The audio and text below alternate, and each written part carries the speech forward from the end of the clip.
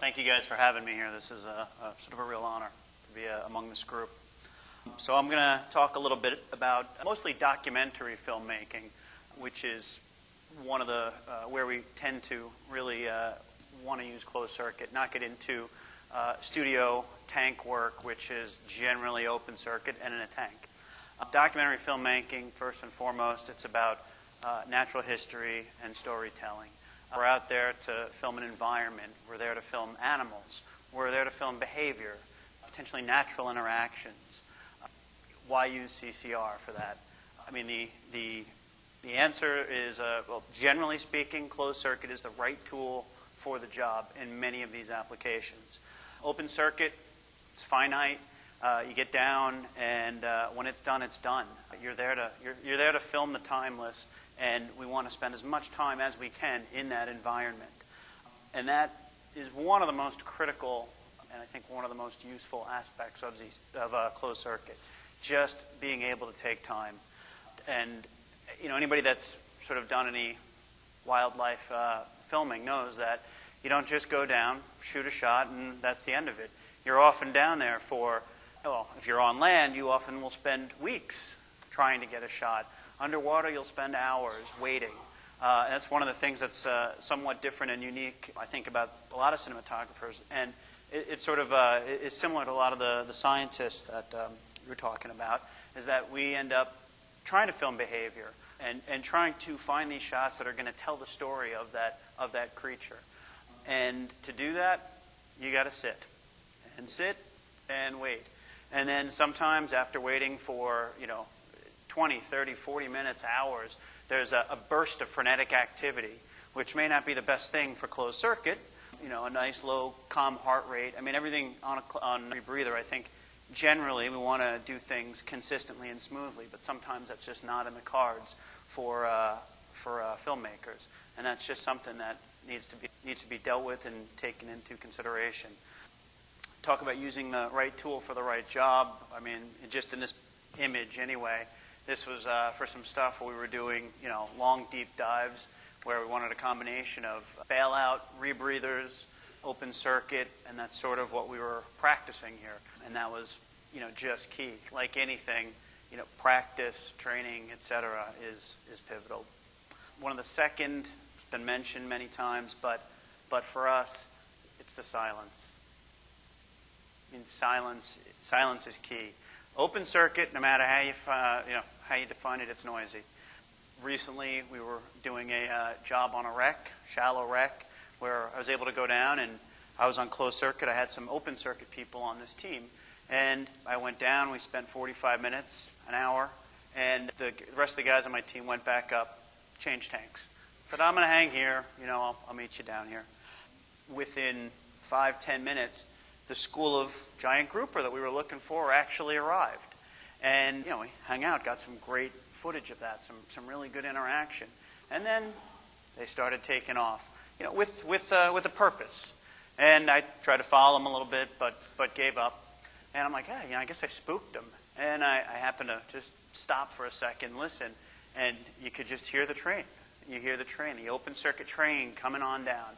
And the bottom line is, animals don't like noise, and if you're on open circuit trying to film wildlife, you're not getting it. You're not getting all of it. You're going to get something, but there's stuff that you're missing.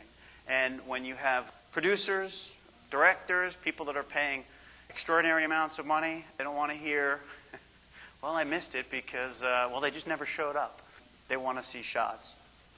So on filming dives, often we're doing things, they could be deep. They don't necessarily have to be extraordinarily technically deep, but still, 70, 80, 90, 100 feet could be considered deep.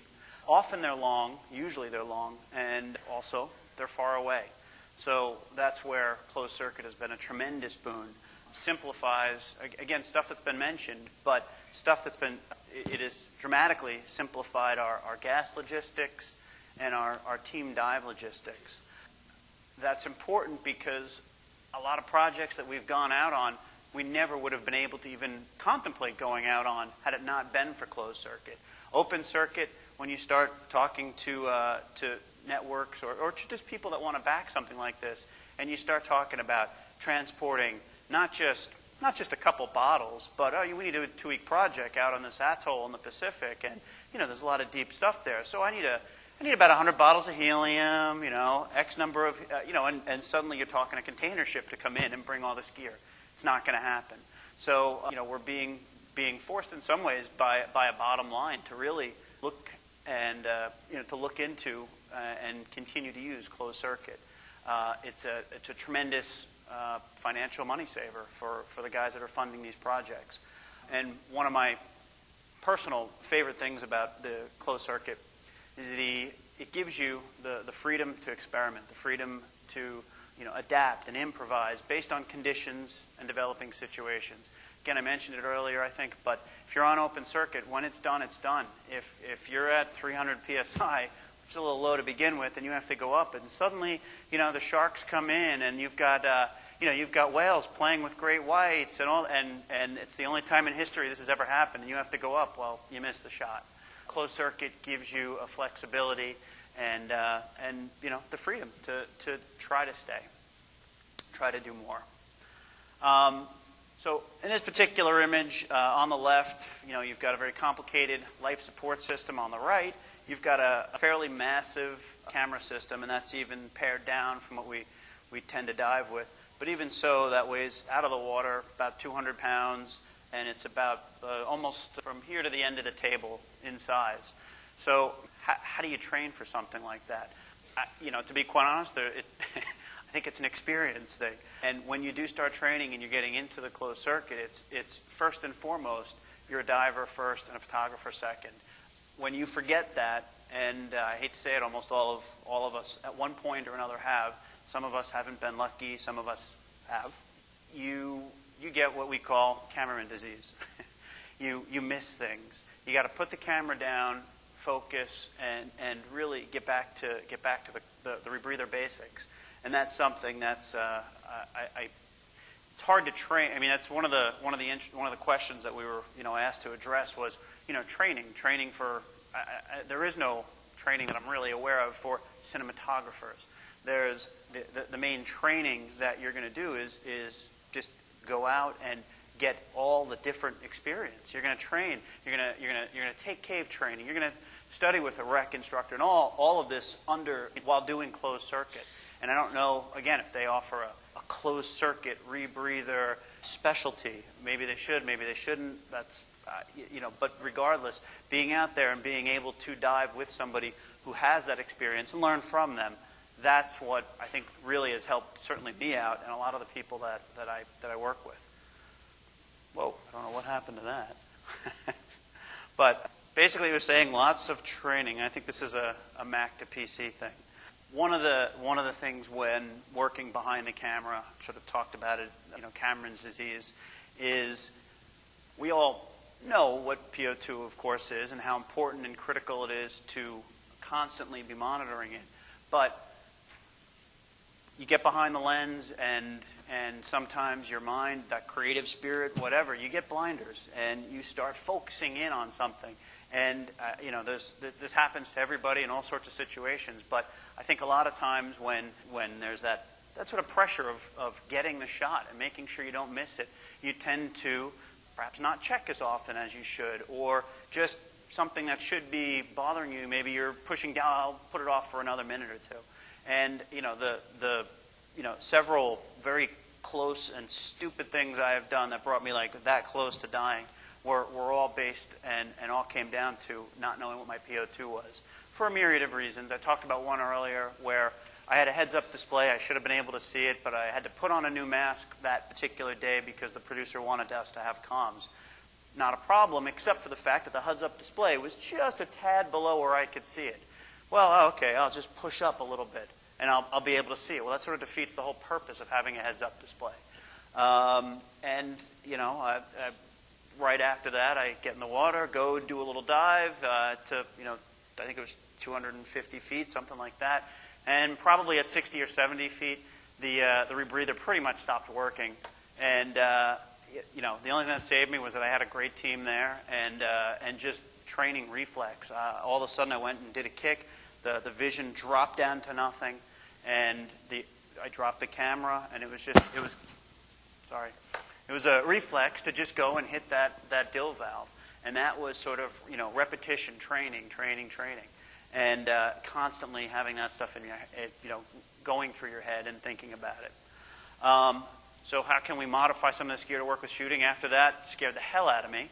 So on all my cameras, I started taking not only my heads-up display, but often, depending upon the stuff, taking the secondaries and actually mounting them right up on the, with Velcro or something, right up on the monitor. It's not something that I ever wanted to have happen again.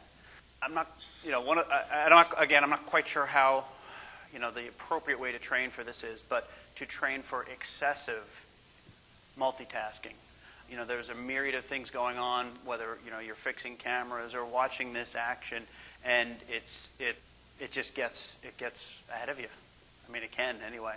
And I think the guys that tend to have more experience just in a diverse diverse areas, cave to wreck to reef to whatever, and years behind them are the ones that end up doing fairly well at that. Now, Dick Van asked me to talk to some fellow cameramen about what's called hyperoxic myopia. This is not something that is limited to cameramen, but there was a case in the late 90s of a well-known cinematographer who, after several weeks of doing some high PO2 diving, not necessarily that deep, but just extended for up to 4 hours a day at 1.3, after a couple of weeks, he ended up not being able to see well, especially in his distant viewing. And he went in, they studied it, and they had known about this phenomenon from hyperbaric medicine, but this was the first case of somebody actually having this in the dive community. As cinematographers, what we often end up doing is going to a location for several weeks with intense, long periods of underwater time, often on a high PO2. They were using, like I mentioned, I think a 1.3, which I think a lot of us don't do for those extended periods. But bottom line, high PO2 over a long period of time can lead to reduced vision. Now, the bright side of this is that for all these guys, it pretty much went away after a month of being out of the water or having lower PO2s. But it was, like I said, it was one of the first times mentioned in the dive community, and I was asked to try to talk to a few people, see if it had actually occurred to anyone. And I'd never heard of it before. I'd certainly done lots of high PO2 diving, and it never happened to me. And I really wasn't expecting to get anything but strange looks when I started talking to people. And again, this is not a real survey. This is a very casual conversation. But I was pretty shocked that I had four cameramen that I talked to, two of whom were older. They've been in the business for many years. Two others that were younger, more my age-ish.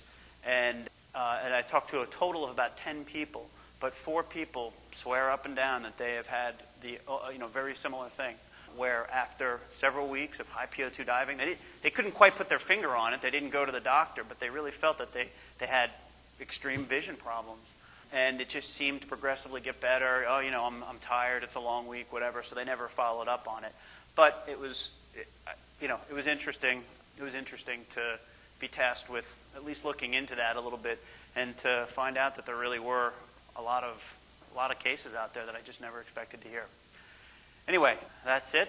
Thank you guys very much.